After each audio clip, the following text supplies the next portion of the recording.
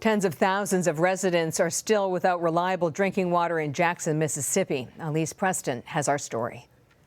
Jackson's water crisis is turning into a health emergency for Lester Johnson. 3 times a week, Johnson sits for hours, hooked up to a dialysis machine that relies heavily on clean water to treat his failing kidneys. I thank the place for having these machines so I can live. Johnson is one of more than 8,000 Mississippi residents on dialysis. The life-sustaining treatment needs plenty of clean water. That's why dialysis providers like Fresenius Medical Care are hauling in tanker trucks filled with 6,200 gallons of water. One tanker just lasts a day. The water is no good. What does that do for someone on dialysis? Oh, man, I hate to say it, it could literally kill him. Today, we asked Jackson Mayor Chokwe Antar Lumumba why a city that's 82% African-American with a majority black leadership has allowed the failures at the city's water treatment facility to exist for this long. Even though I'm a black mayor, I am still a mayor without the resources to fix it under my own capacity. Lester Johnson is a double amputee. He tells us this case of water will only last his family for a day. It makes you mad to know we got to go through what we're going through. We shouldn't have to go through this. It's not clear how long Jackson residents will have to rely on bottled or boiled water. The mayor tells CBS News once the water is fully restored, testing will begin. Catherine? Elise Preston, thank you. For more, let's bring in Mustafa Santiago Ali. He's the Executive Vice President for the National Wildlife Federation and the founder of Revitalization Strategies, a company focusing on environmental justice. What is environmental justice in the simplest terms, and what does it tell us about the communities most impacted by water quality issues? Well, environmental injustice or environmental racism deals with the disproportionate impacts that happen to communities of color, and lower wealth communities, and indigenous brothers and sisters.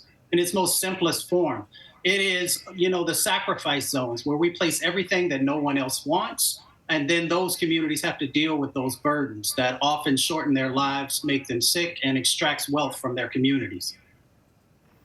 And these are the communities who are least able, of course, to make these kinds of changes. So let's talk about infrastructure issues. We see it in cases where the infrastructure is decades old.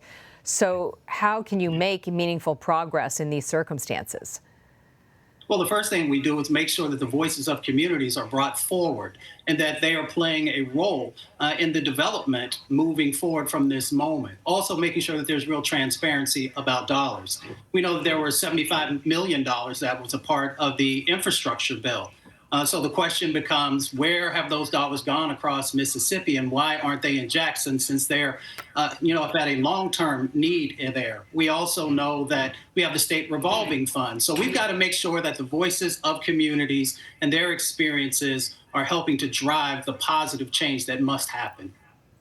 How can it be that we've had recent examples like Flint, Michigan, and here we are with Jackson, Mississippi? Are we not learning any lessons from previous mistakes? Well, I think we have to ask the question, do we prioritize Black lives or African-American lives or lower wealth communities' lives? We have, these sets of examples in front of us. One, how we've made mistakes, but we also know the steps that are necessary to actually make sure that people are being protected, that their jobs are being moving forward, and also that we are helping to improve the health in these areas. So we have the lessons, we have the best practices, we just have to be able to implement them. And of course, that comes down to prioritization. We just heard from Jackson's mayor and Elise Preston's report saying he doesn't have the resources necessary. So what is the outlook for that community? Well, thankfully, both the president and now the governor have made their emergency declaration. So there's some help that's coming that way. But long term, we've got to keep our eye on this to make sure that this community is made whole.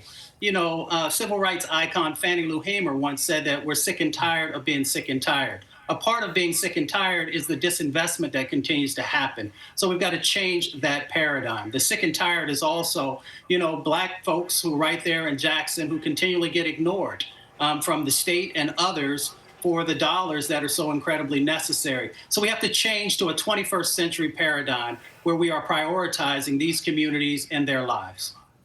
Mustafa Santiago Ali, thank you. Thank you.